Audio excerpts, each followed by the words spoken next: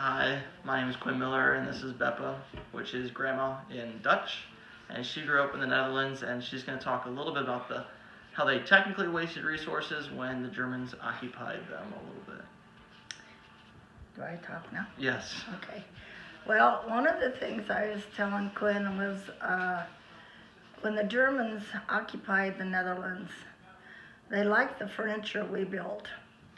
And so my dad worked in a furniture factory along with his brother, and they didn't like the Germans because the German had overtaken the Netherlands.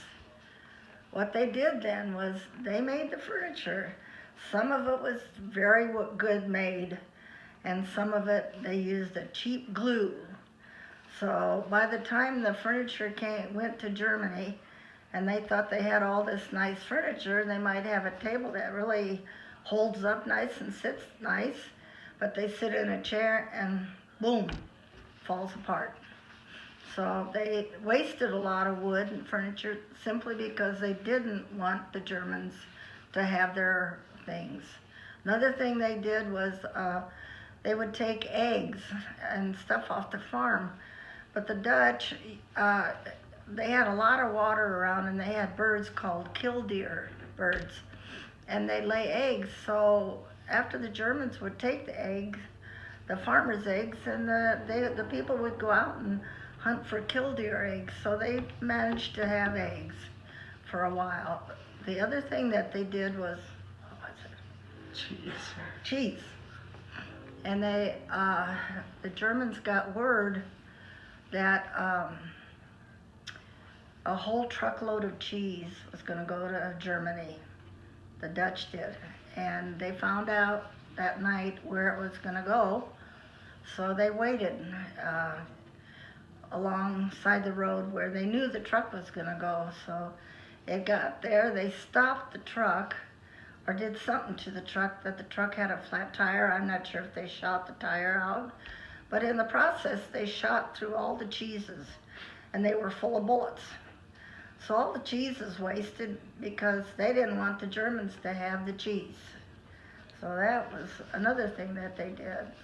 So I guess you'd call that technically wasting of resources, but yeah. Then you go into your house and you said how you guys basically never wasted anything, and that still holds true for water and bread and stuff like that. Yeah, if I have leftover water in a pitcher or some in a bottle, I pour it in my tea kettle and we'll use that. Or if I have leftover dry bread or whatever, or cereal, which the birds get it, and the squirrels, I just can't throw it away. It's just, I just can't do it. I think it's a lot different than nowadays, where people tend to waste quite a bit of food, especially, and I know that I'm guilty of that too. One thing, when we came over to the United States, my dad would go behind the grocery stores, and all the stuff and the food that was wasted by the grocers, like if they'd throw lettuce or an orange had a spot on it, Dad would bring all this stuff home, and Mom would take the spot off, and we'd eat it, because Dad could not see the food that the grocery stores were throwing away and wasting. So that was another thing that he did. I know that you said as a kid you guys didn't do any recycling, but then as you grew up, the recycling movement kind of just grew overall, and so you started to do that too. Yes, very conscious of that. And our daughter Michelle made us very conscious of that. She did that, and Arbor Day was another thing that she did, because the trees that were cutting trees down and not replacing trees, having erosion and your wind breaks and all that stuff, that all goes into it. And then they had in Holland too, and then I saw them here for electricity. They had those three-pronged windmills with the white things that giant windmills, yeah. Yeah, they were trying to harness power that way from the wind for electricity. Renewable energy sources is much bigger now than it was, for sure. Oh yeah. What do you think is going on with our oceans, especially with all the plastic and stuff? You see whales eating them.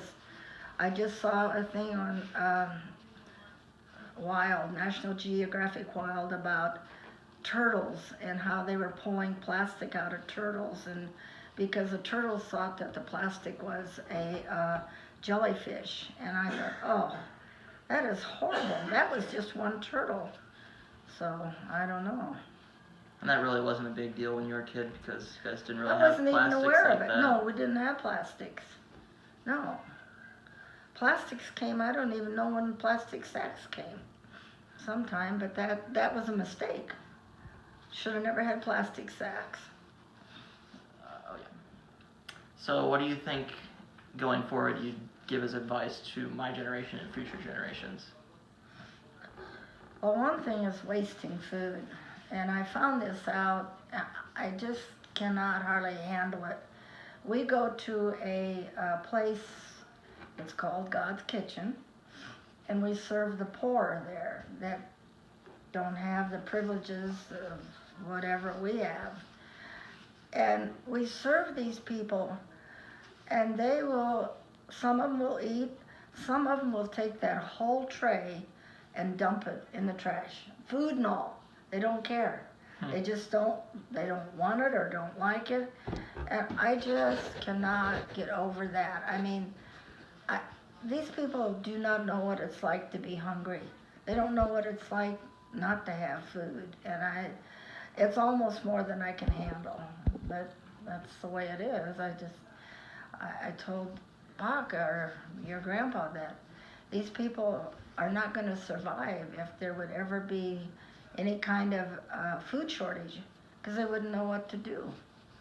They're so used to running to the grocery store and getting what they need in a can. You know, a lot of people, that's the nice thing about the Amish. They still make their own food in the gardens and can and freeze and bake.